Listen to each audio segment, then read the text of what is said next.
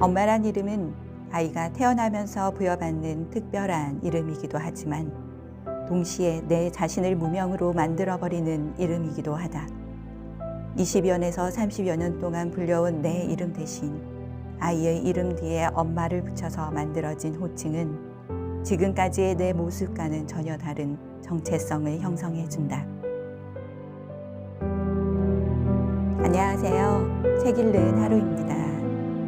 오늘 여러분께 소개해드릴 책은 감정적으로 아이를 대하고 자책하는 엄마들을 위한 심리치유서 엄마니까 느끼는 감정입니다. 지은이는 정우열, 편찬한 곳은 서랍의 날씨입니다.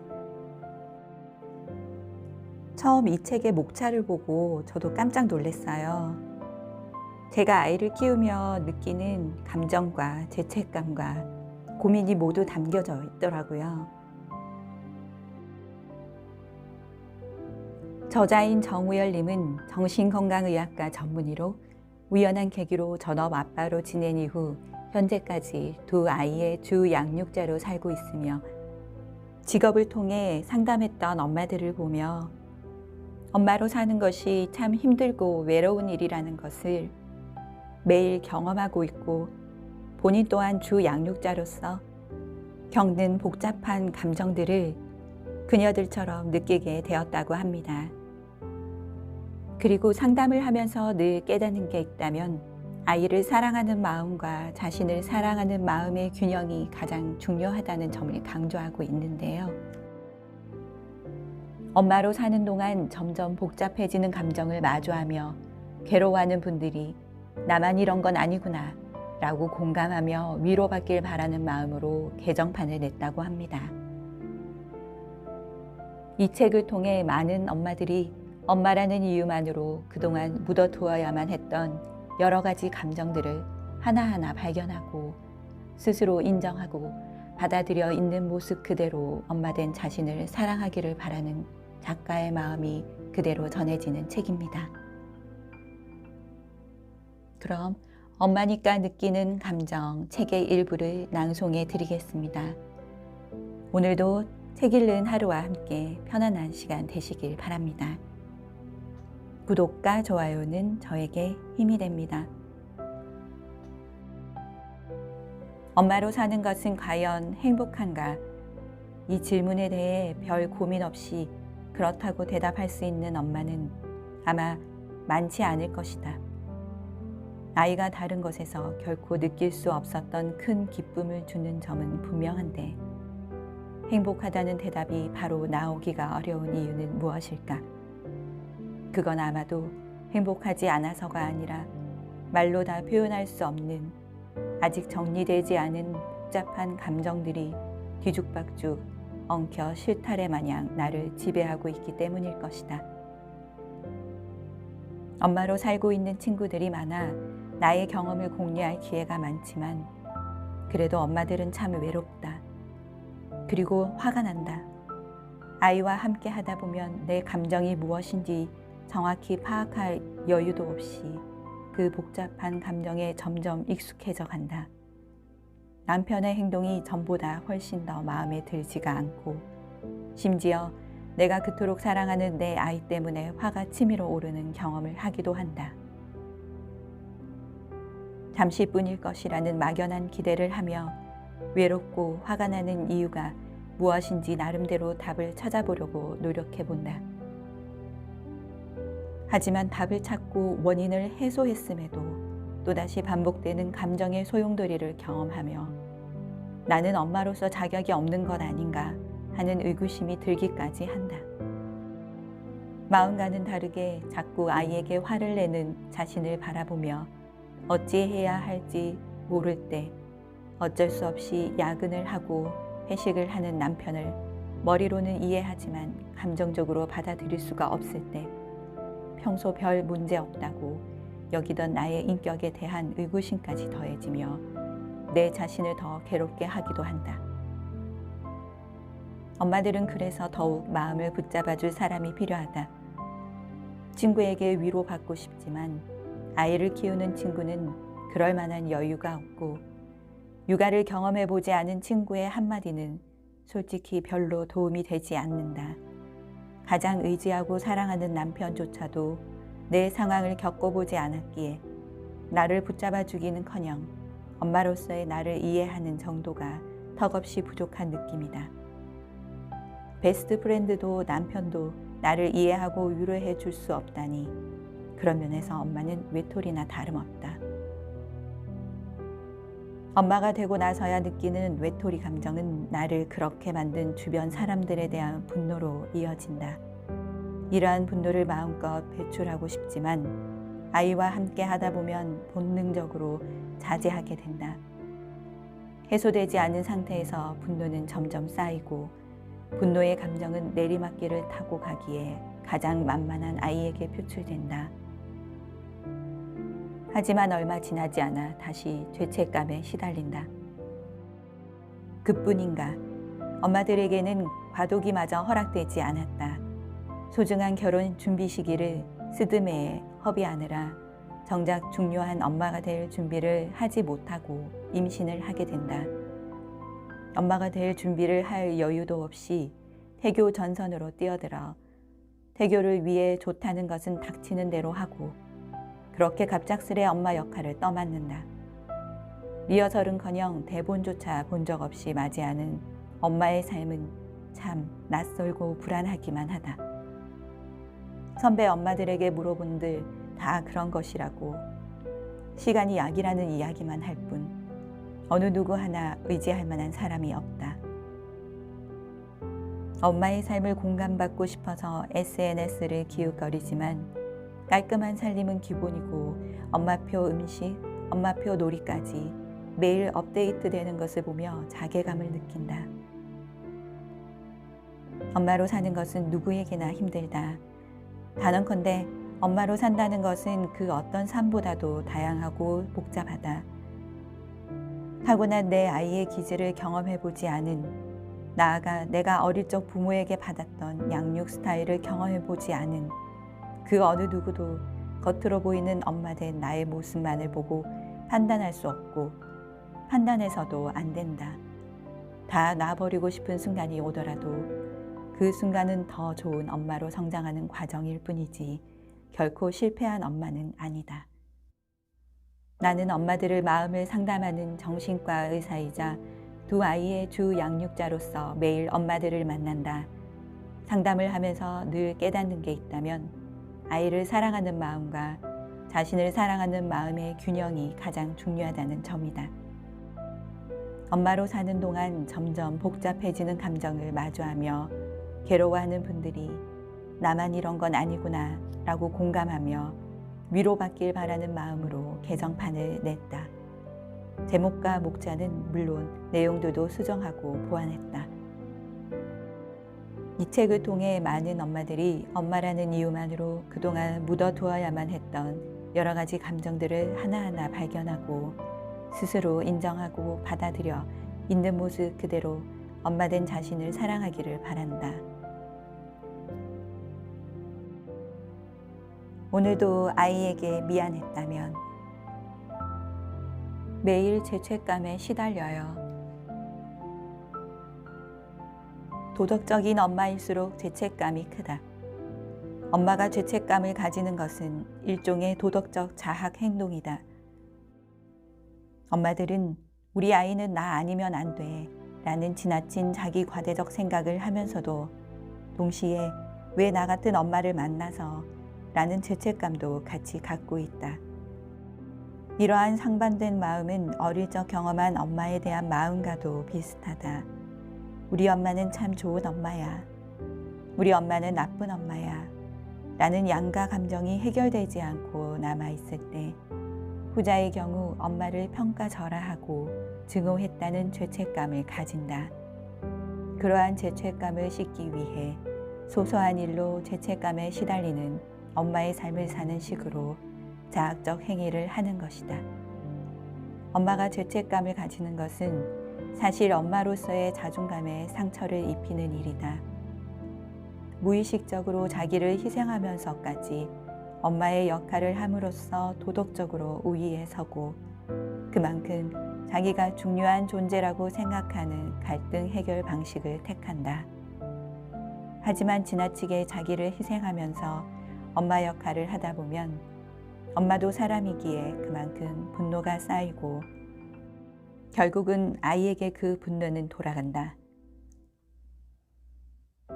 엄마로 살다 보면 아이에게 상처를 줄 수도 있다. 분명 아이를 돌보는 건 행복한 일이면서 동시에 힘들고 짜증이 나는 일이다. 2010년 서울대학교 아동가족학과에서 만 5세 이하 자녀를 둔 엄마 3,070명을 대상으로 시행한 대한민국 엄마 파이팅 연구 결과를 살펴봐도 알 수 있다.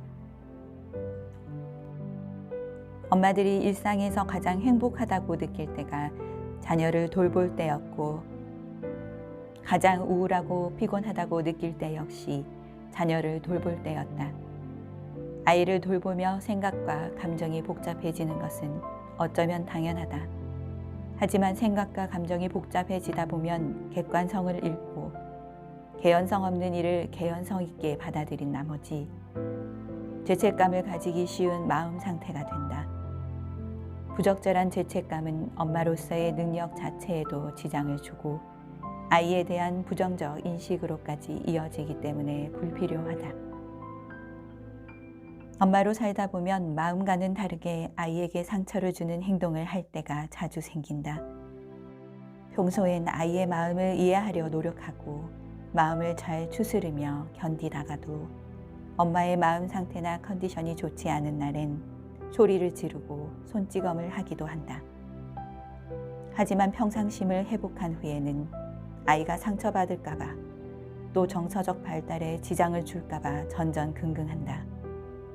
다행인 것은 아이가 한번 마음의 상처를 받았다 해서 성장한 후에 그 상처 때문에 반드시 고통을 받는 것은 아니라는 점이다.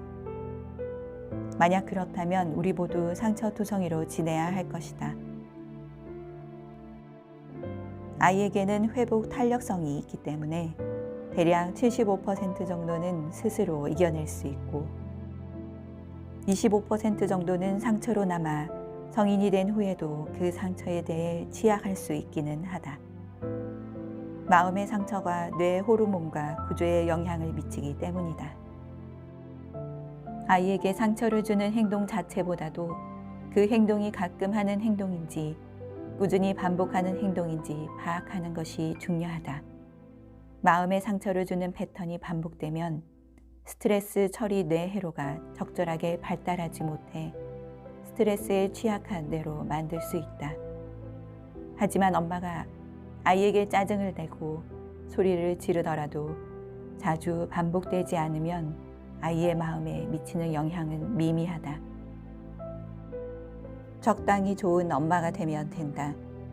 아이에게 상처를 주는 행동보다 그로 인해 엄마 스스로가 상처를 받는 것이 아이를 키울 때는 더 좋지 않다. 다른 말로 하면 양육 죄책감이라고 한다.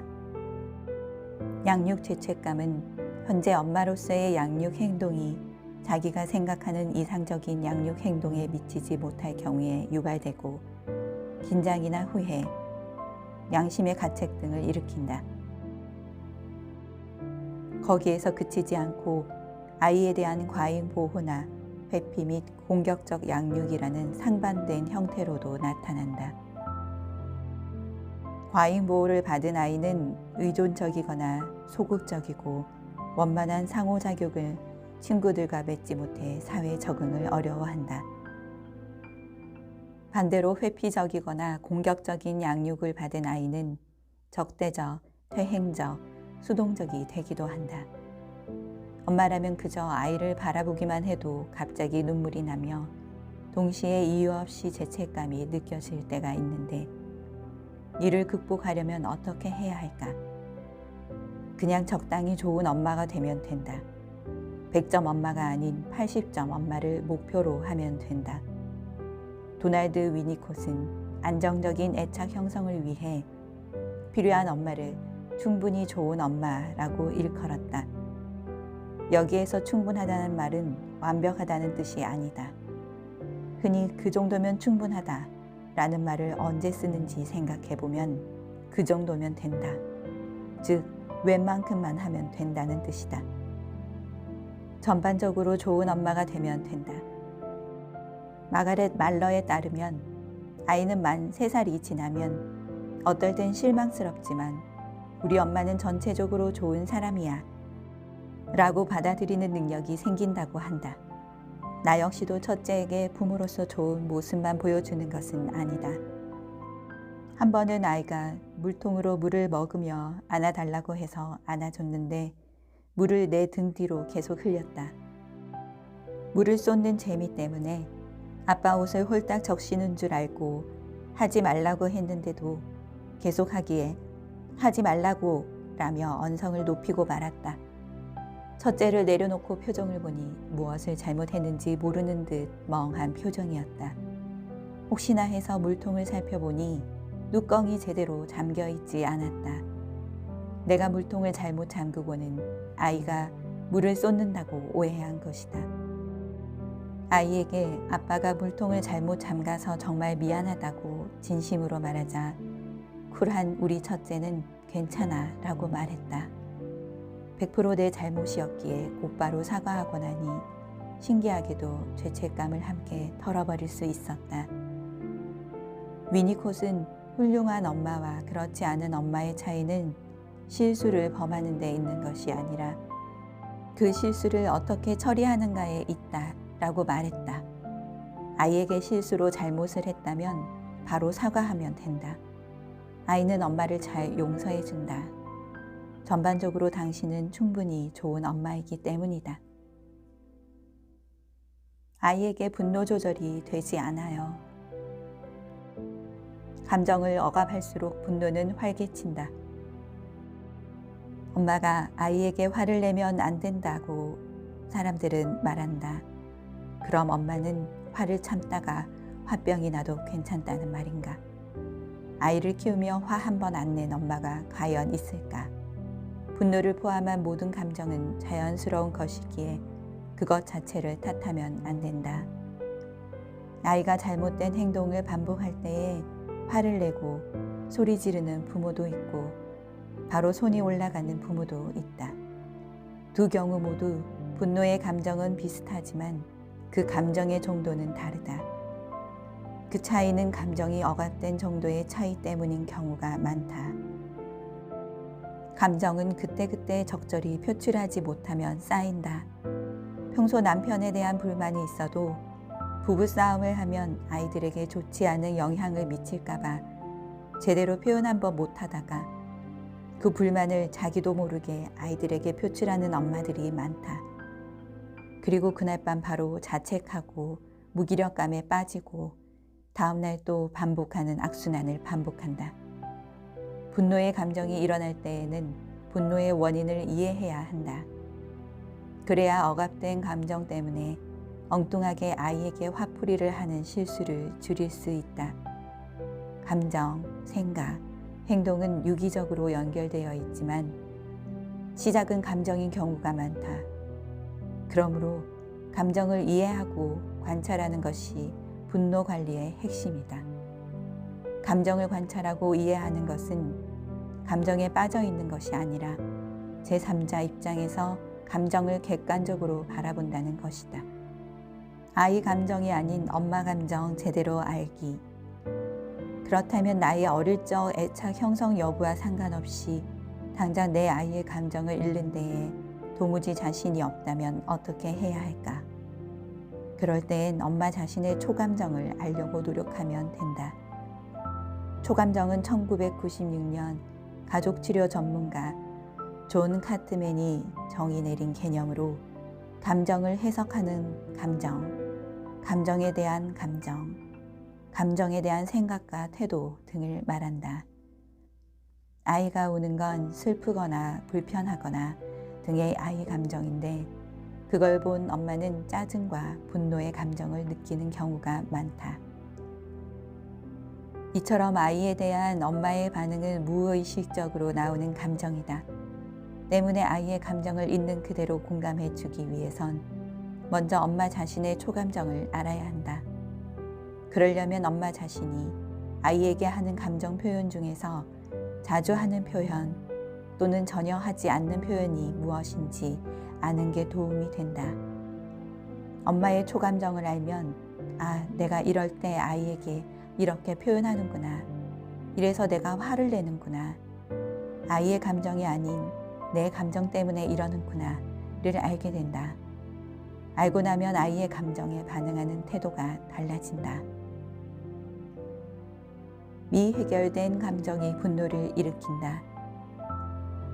이러한 초감정은 대부분 성장기 동안 미해결된 감정에서 비롯된다. 어릴 때 해결되지 못한 감정은 초감정에 부정적인 영향을 미친다. 사람은 자신의 미해결된 감정이 떠오를수록 괴로워 무의식적으로 덮어버리려고 한다. 하지만 덮어진다고 덮어질 성격의 것이 아니다.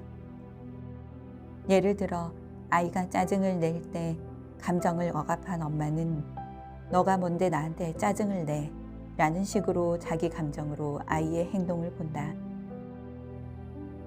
이렇게 아이가 느끼는 감정이 아닌 엄마 자신이 느끼는 감정으로 아이를 대하면 아이에게 상처가 될 뿐이다. 미해결된 감정을 해결하려면 어린 시절 자신의 엄마가 언제 화를 냈고 그때 기분이 어땠는지 되돌아봐야 한다. 반대로 내가 화낼 때 엄마의 반응은 어땠는지 떠올려 봐야 한다. 만약 자신이 어릴 적 울고 있었을 때에 엄마가 야단쳤다면 내 아이가 우는 건 다 받아줘야 할 것 같고 못 받아주면 미안한 마음이 매우 클 수 있다. 그와는 반대로 내 아이가 우는 꼴을 조금도 견디지 못해 화가 치밀어 오를 수도 있다.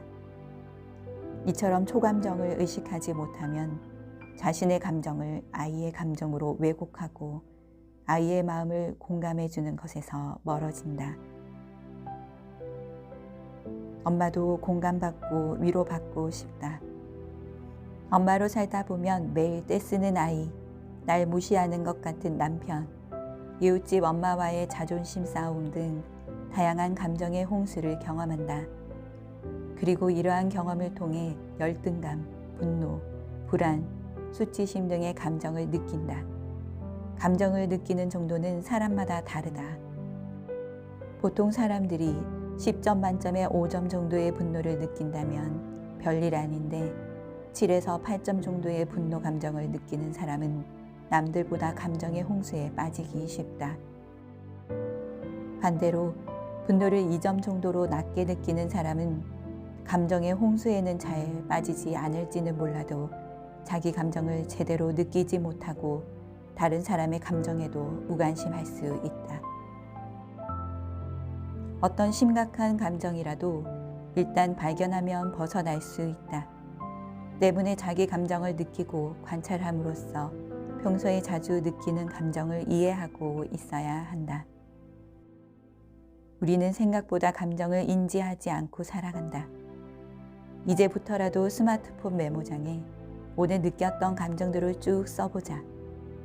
하루 동안 느낀 감정이 몇 개 없다는 것을 알게 될 것이고 감정을 표현하고 정리하는 데에 익숙하지 않은 자신을 발견할 것이다. 감정의 종류를 인지했다면 그 정도를 평가하는 것도 도움이 된다. 엄마로 살다가 어느 순간 분노의 감정을 느꼈다면 그 상황에서 느낄 만한 분노인지 파악해보자. 만약 정도를 넘어선 것 같다면 그 원인을 이해하면 된다. 그리고 그 느낌을 충분히 느끼고 어떠한 형태로든 표출하면 된다. 엄마 스스로 억압된 감정을 외면하고 아이의 문제라고만 치부하는 것은 그만큼 엄마의 감정이 괴로워 회피라는 방어 기제를 사용하는 것이다. 자신의 감정이 위로받고 공감받고 싶다는 신호다. 정서적으로 건강한 아이로 키우려면 엄마 스스로를 이해하고 정서적으로 건강해져야 한다. 잠시 아이를 사랑하지 않아도 괜찮다. 정신분석의 창시자 프로이트가 말한 인간의 정신건강 지표는 크게 두 가지인데 그것은 일할 수 있는 능력과 사랑할 수 있는 능력이다. 그런데 묘하게도 엄마들에게 내 아이를 사랑하는 행위 자체는 동시에 일이 된다. 나에게 주어진 분명한 일이 있고 더구나 그것을 사랑하는 사람과 함께하고 있다는 점에서 보면 이보다 더 좋을 수 없이 행복한 일이다. 그런데 아이를 키우며 매 순간 행복하지만은 않다. 그 이유는 일과 사랑을 구분하지 못하기 때문이다. 일과 사랑을 동시에 하고 있지만 때로는 이 두 가지를 정확하게 구분해야만 마음이 흔들리지 않고 둘 다 잘 할 수 있다. 한 예로 아이가 어떤 수단과 방법을 써도 떼쓰는 일을 멈추지 않을 때에 엄마는 몸과 마음이 참 힘들다. 엄마가 24시간 무한한 사랑으로 아이를 대한다는 것은 사실상 불가능하다. 이럴 때 증오와 분노가 일어나기 쉽다. 그때가 바로 육아에서 사랑과 일을 구분할 때이다. 아이 때문에 분노 조절이 되지 않는다면 억지로 내 아이를 사랑하려는 노력을 잠시 멈추어도 된다. 내 앞에 있는 아이에 대한 사랑은 잠시 멈추더라도 그 아이를 돌보는 일은 계속 할 수 있다. 잠시 아이를 사랑하지 않아도 아무런 문제가 되지 않는다. 오히려 더 빨리 사랑의 마음으로 되돌아오는 최고의 방법이다. 몇 분이라도 혼자 방에 들어가 문을 닫고 아이와 물리적으로 분리되어 보자. 물리적 거리가 심리적 거리로 이어지고 그래야 빨리 내 감정을 알아차릴 수 있다. 그래야 객관적인 마음으로 아이를 대할 수 있다. 아이가 아프면 신경질부터 나요. 엄마로서 어떠한 감정을 느껴도 괜찮다. 아이가 아플 때라고 해서 엄마가 느끼는 복잡한 모든 감정이 제한되어서는 안 된다. 아이가 아플 때에도 엄마가 느끼는 감정들은 각각 100% 타당하다. 엄마로서 어떠한 감정을 느껴도 괜찮다. 걱정과 동시에 짜증과 분노를 느껴도 괜찮다. 걱정 반 짜증 반이 어찌 보면 자연스러운 것이다. 잠시라도 좋은 엄마가 되지 않는다면 결국은 나쁜 엄마라고 생각하는 엄마 특유의 이분법적인 사고방식에서 벗어나야 한다. 본능적인 감정을 억누르면 억누를수록 나중에 엉뚱한 상황에서 아이에게 그 감정이 돌아갈 수 있다. 아이가 뗐을 때의 목소리 톤이 올라가거나 아이를 제압할 때에 과도한 힘이 들어가기도 한다. 아이가 아픈 기간은 잠시이지만 그때 지친 엄마의 아픈 마음은 그 이후까지 지속될 수 있다. 비록 아이가 아플 때라도 좀 더 길게 보고 복잡한 감정들을 있는 그대로 받아들이자. 그것이 육아라는 돌발 상황을 잘 이겨내는 요령이다. 아이가 아플 때일수록 엄마 스스로의 마음을 잘 다독여야 하는 이유가 여기에 있다. 아이가 아프면 엄마는 더 아프다.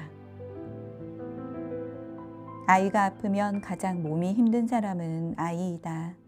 하지만 가장 마음이 힘든 사람은 단언컨대 엄마이다. 마음이 힘들수록 몸도 힘들어진다. 아이가 아프면 긴장해서 밤낮 간호를 해도 일시적으로 피곤을 덜 느끼기도 하지만 그 한계는 고작 며칠 뿐이다.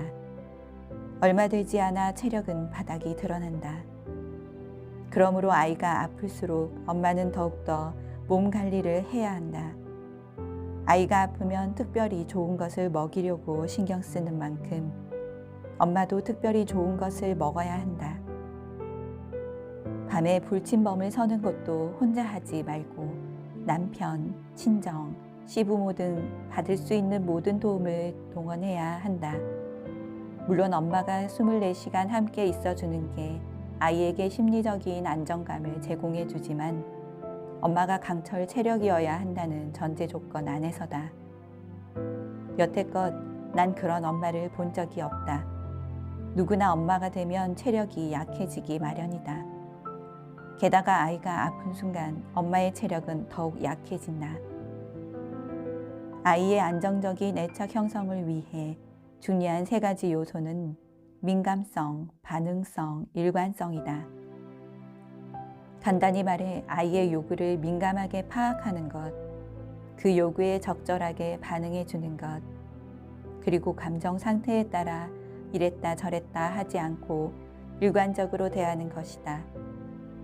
이러한 점들은 이해하고 노력하는 것만으로는 부족하다.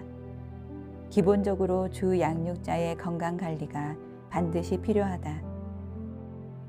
잠을 제대로 못 자고 제대로 못 먹는 상황이 지속되면 인지 기능 및 집중력과 민첩성이 떨어져 아이를 제대로 관찰하지도 못하고 아이의 요구를 파악하지도 못한다. 설사 파악하더라도 체력적으로 힘들어 적절한 반응을 해주기가 쉽지 않다. 또한 감정 조절 기능을 하는 잠을 제대로 자지 못하면 순간순간 감정 조절이 되지 않아 기분에 따라 비일관적으로 아이를 양육할 소지도 충분히 있다. 이러한 것들은 모성애나 정신력으로 극복할 성격의 문제가 아니다. 육체적 피로가 쌓이다가 어느 순간 너도 아파서 힘들겠지만 나도 힘들어 죽겠거든 이라는 생각이 스치며 아파서 한층 예민해진 아이를 내동댕이 치듯 잠자리에 눕혀놓는 자신을 발견할지도 모른다. 그리고 그런 행동이 실제 아이에겐 아무런 영향이 없더라도 죄책감을 유발해 엄마를 더욱 힘들게 한다. 아플 때일수록 아이에게 신경 쓰는 만큼 엄마도 신경 써야 하는 이유다. 나만 아이의 마음을 공감해 주지 못하는 것 같아요. 공감받은 엄마가 아이에게 공감해 줄 수 있다. 엄마들은 흔히 부드러운 말투와 온화한 표정으로 아이의 눈을 보고 대화하는 것이 공감이라고 생각한다. 내게 더욱 구체적인 팁을 끈질기게 묻는 엄마들도 많다.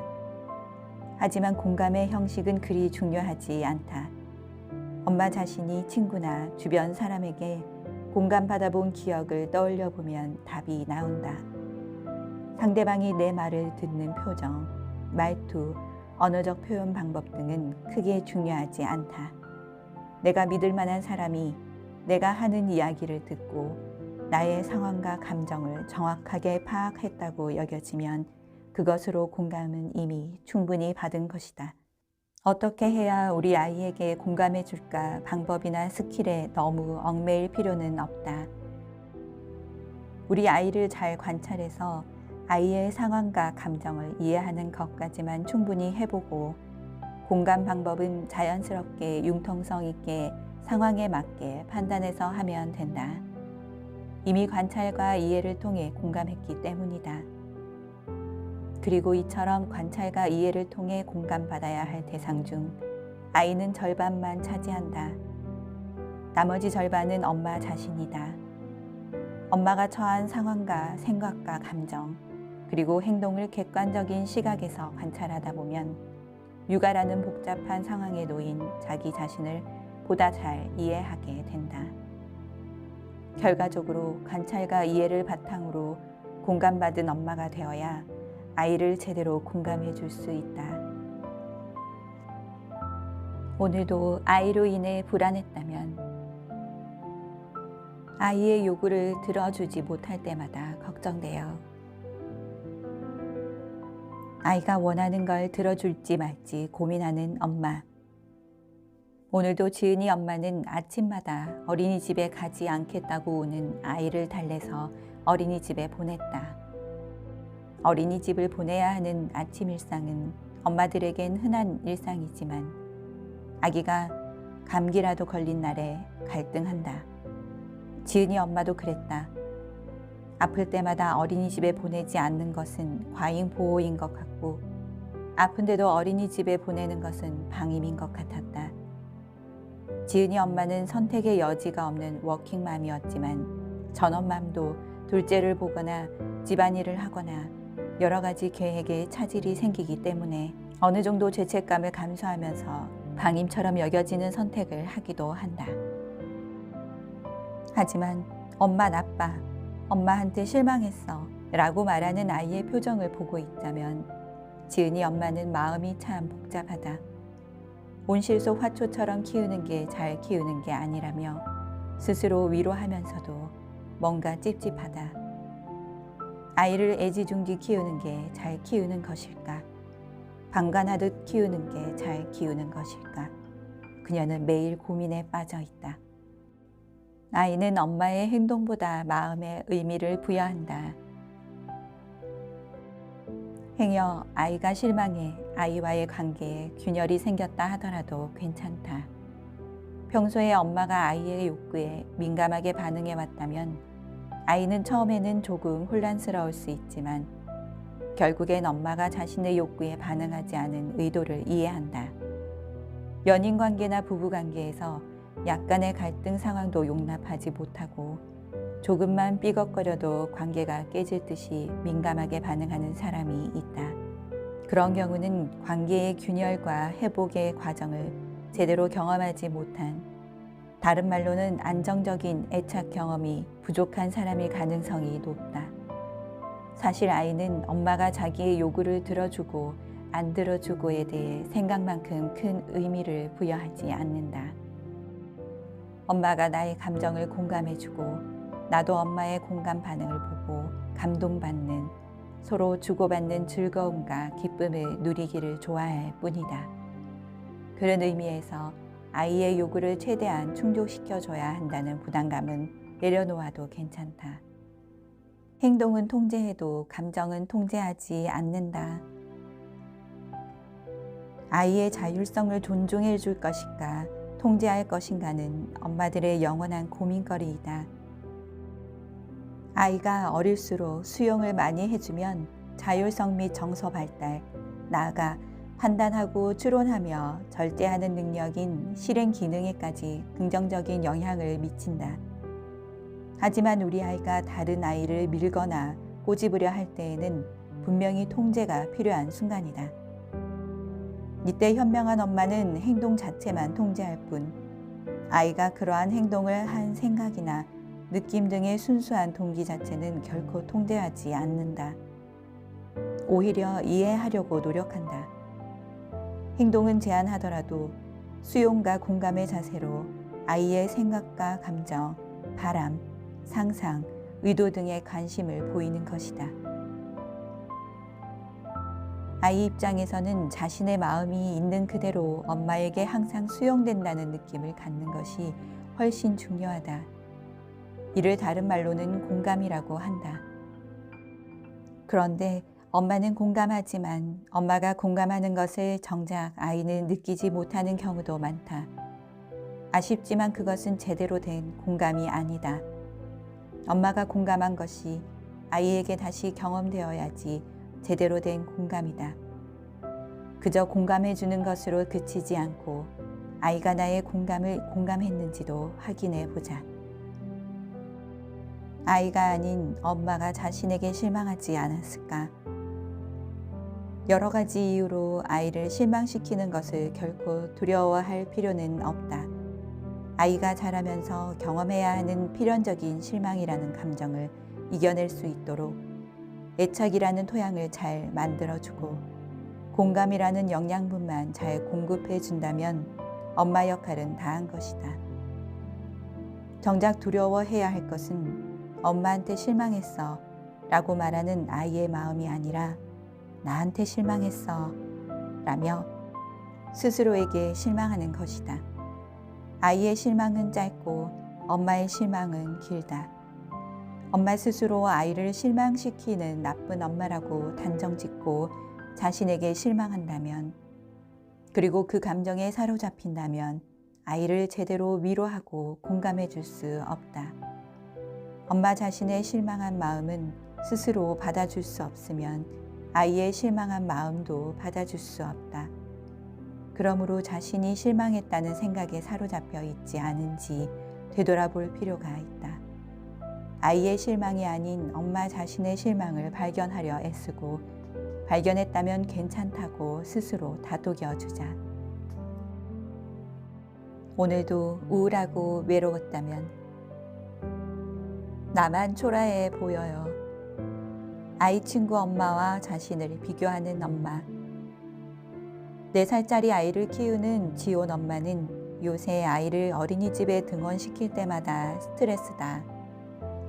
아침에 밥해 먹이고 옷 입히고 어린이집 보내는 시간 자체가 모자라.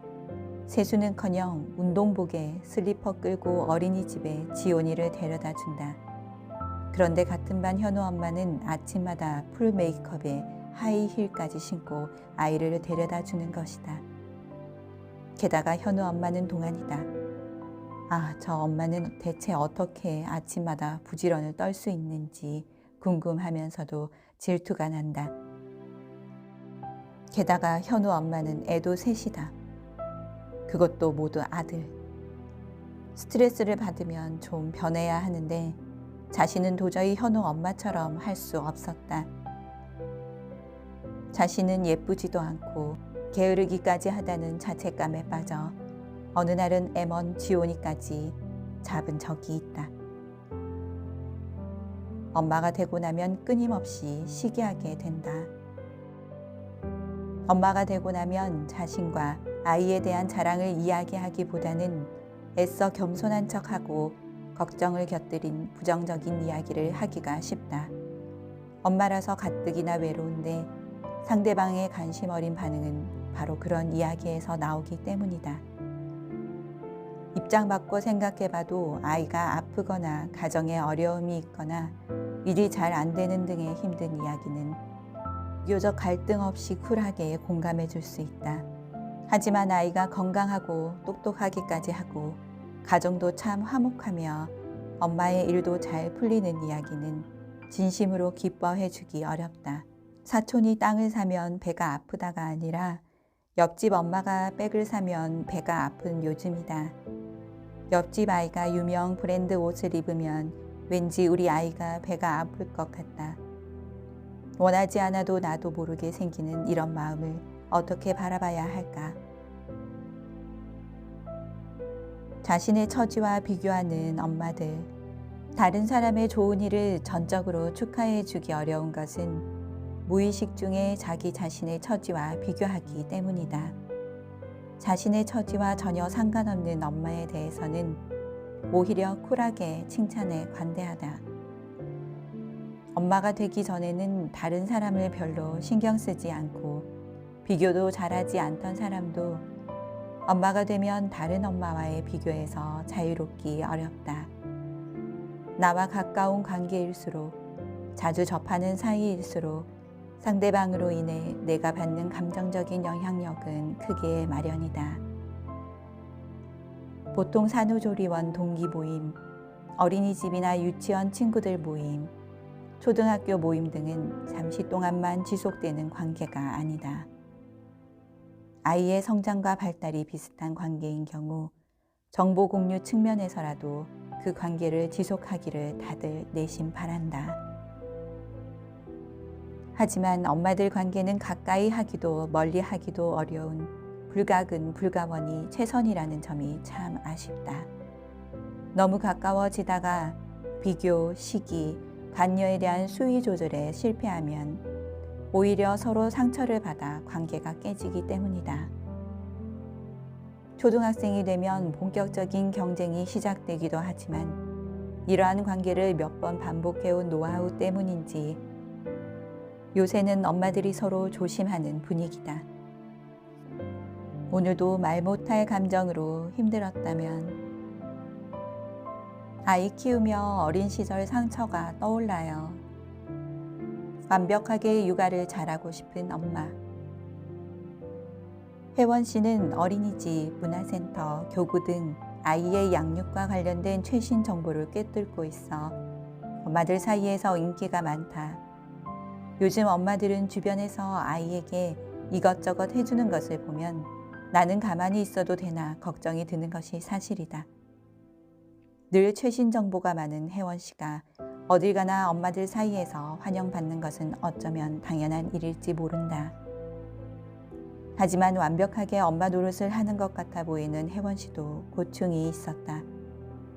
때로는 아이에게 쏟는 열정이 명확하게 설명하기 어려운 조바심이나 왠지 모를 불안감에서 나오는 것 같은 생각 때문이다. 무엇보다 아이를 잘 키우기 위해 노력하면 할수록 어릴 적 친정 엄마에게 받았던 양육 경험이 기억 저 깊은 곳에서 스멀스멀 피어올라 그녀를 힘들게 했다. 그녀의 기억에 어릴 적 엄마는 다른 엄마들보다 바쁜 엄마였고 상대적으로 자신에게 소홀했다는 생각이 마음 한구석에 자리 잡고 있었다. 그때는 바쁜 엄마에게 서운하다는 생각을 하지 못했는데 아이를 키우면서 오랫동안 꿈꾸던 커리어 우먼으로서의 삶을 살지 못하자 자신에게 소홀했던 엄마 때문은 아닌가 하는 생각이 들었다. 아이를 24시간 사랑하지 않아도 괜찮다. 비록 아빠이지만 아이를 직접 키워보니 아이를 키우는 엄마들의 심리적 결핍을 느낄 수 있었다. 그리고 주 양육자로서의 삶을 사는 나도 육아 중독에서 완전히 자유롭지는 않다. 어찌 보면 완전히 자유로운 것 자체가 이상할 수도 있겠다. 발랑 드러 누워있는 고양이 사진에 적힌 글이 이슈가 된 적이 있는데 거기엔 이렇게 쓰여 있었다. 아무것도 안 하고 싶다. 이미 아무것도 안 하고 있지만 더 격렬하고 적극적으로 아무것도 안 하고 싶다. 육아를 하는 모든 이들의 마음이 아닌가 싶다. 아이가 잠을 잘 때나 누군가에게 맡긴 잠깐의 시간에 격렬하게 적극적으로 쉬고 싶다. 하지만 몸은 쉬고 있더라도 마음만은 쉬지 못하고 끊임없이 아이를 키우는 일에 대해 생각한다. 그만큼 육아란 참 매력적인 일이고 그것에 빠져 있다는 것 자체도 비난받을 일은 아니다. 그러나 무엇이든 깊이 빠져 있으면 멀리 보지 못한다. 제대로 된 방향을 가지기도 힘들고 순간순간 판단력도 흐려질 수 있다. 나의 역량을 소진하면서까지 이 패턴을 지속해야만 한다면 슈퍼우먼의 유혹을 버려야 한다. 그러기 위해서는 육아도 결국 일이라는 마인드를 분명히 해야 한다. 어떤 일이든 하루 종일 일에만 매진하면 오히려 효율이 떨어진다. 더구나 그 일이 단기간의 일이 아니라 장기전일 경우에는 더욱 그렇다. 일부러라도 종종 육아라는 일로부터 나의 몸과 마음을 분리시켜야 한다. 아이를 24시간 사랑하지 않아도 된다. 아이러니하게도 그것이 아이를 더 사랑하는 방법이다. 아이 문제가 모두 내 탓인 것 같아요. 아이 기질 때문에 스트레스에 시달리는 엄마. 4살 여자아이를 키우는 수진이 엄마는 요즘 짜증이 극에 달했다. 너무 힘들어서 아이를 베란다에 던져버리고 싶다고 말하던 친구의 이야기가 자신의 이야기가 될 줄은 몰랐다. 신생아 때부터 다른 아이보다 잘 자라고 잘 먹고 무럭무럭 자랐기 때문에 육아가 남들처럼 그렇게 힘들지 않았다. 교만했던 탓일까? 아이가 돌이 지나고 두 돌이 다가오는 시점부터 성격이 완전히 바뀌어 버렸다. 자기 고집대로 되지 않으면 그 자리에 누워서 소리 지르며 우는 행동을 자그마치 1시간 동안 지속하곤 했다. 밥은 먹지 않고 과자나 주스만 달라고 떼를 쓰는가 하면 밤에 자다가도 자주 징징대곤 했다. 귀도 예민한 건지 자동차 소리만 나면 정색을 하며 안아달라고 울곤 했다. 얼마 전 아이를 키우는 친구들과 키즈 카페에서 오랜만에 모였는데 다른 또래 아이들처럼 여기저기 다니며 놀지 못하고 같이 놀자고 떼를 써서 모처럼 만들어진 자리에서 아이만 졸졸 따라다녀야만 했다. 그 모습을 본 한 친구가 수진이가 다른 아이들과 좀 다른 것 같다며 전문가를 한번 찾아가 보는 게 어떠냐는 식으로 말해 화가 치밀어 올랐다. 동시에 순한 기질로 태어난 아이를 내가 잘못 키워서 까다롭고 예민한 아이로 만들었나 싶어 죄책감까지 들었다. 아이의 기질이 엄마의 양육 방식에 영향을 줄까? 기질의 영향이 어느 정도를 차지하든 사실 그리 중요하진 않다. 그렇다고 체념하듯 담담히 받아들이는 것으로 그치는 것도 아이를 키우는 데는 별 도움이 되지 않는다. 가장 중요한 것은 아이의 기질이 엄마 된 나의 양육 태도에 미치는 영향을 충분히 인식하는 것이다. 행동 유전 학자들이 부모 자녀 효과라고 부르는 개념이 이를 뒷받침한다. 한 예로 공격적인 기질을 타고난 아이의 엄마는 역시 아이에게 공격적으로 반응할 가능성이 훨씬 높다. 또한 활동성이 높은 기질의 아이는 언제나 에너지가 넘쳐서 엄마의 몸과 마음을 지치게 할 가능성이 더 높다. 까다로운 기질로 타고난 아이가 끊임없이 울 때에 엄마는 화를 내면서 동시에 스트레스를 경험한다. 그렇게 되면 엄마는 아이의 행동을 수용하기보다는 제한하고 아이는 위축되거나 반대로 거부하는 행동을 한다. 이러한 엄마와 아이의 상호적 패턴이 자주 반복되면서 아이를 통제하기가 어려워지면 엄마는 심리적 갈등을 자주 느끼고 양육 스트레스를 경험하는 것이다. 엄마 탓하지 말자. 이렇듯 아이가 까다로운 기질을 타고나면 이상적인 양육 행동을 하기가 힘들다. 그러므로 아이의 기질로 인한 현상을 잘못된 양육 방식의 결과로 오해하지 말아야 한다. 한마디로 말하자면 괜히 엄마 탓하지 말아야 한다. 물론 가끔 만나는 주위 사람들의 평가를 들으면 때론 자신의 잘못으로 여길 것이다. 특히 시어머니나 친정엄마의 부정적인 한마디는 가슴을 후벼 파기까지 한다.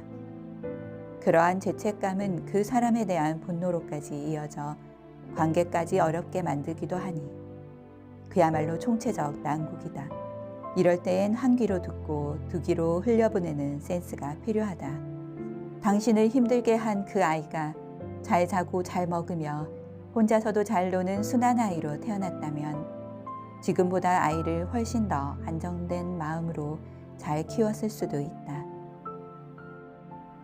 하지만 그만큼 엄마인 당신은 아이에게 덜 신경 썼을 것이고 아이의 입장에서 한 번 더 생각해 볼 일이 없어 오히려 아이의 요구에 민감하게 대응하지 못했을지도 모른다. 영국의 소아과 의사이자 정신분석학자인 위니콧은 순한 아이가 부모 입장에서는 키우기 수월하지만 아이 입장에서는 비극적인 인생의 출발이 될 여지가 있다고 말했다. 기질과 양육 방식을 제외하더라도 아이의 행동에 영향을 미치는 요인들이 참 많다.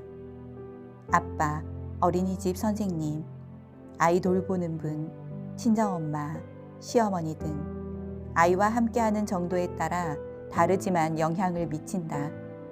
엄마로 살다 보면 모든 것이 내 탓처럼 여겨질 때가 참 많다. 그럴 때에는 쿨하게, 때론 뻔뻔하게 내 탓과 남 탓을 융통성 있게 구분하자. 어찌 보면 그것은 엄마로 살아가는 가장 중요한 능력이다. 오늘 책 낭송은 여기까지입니다.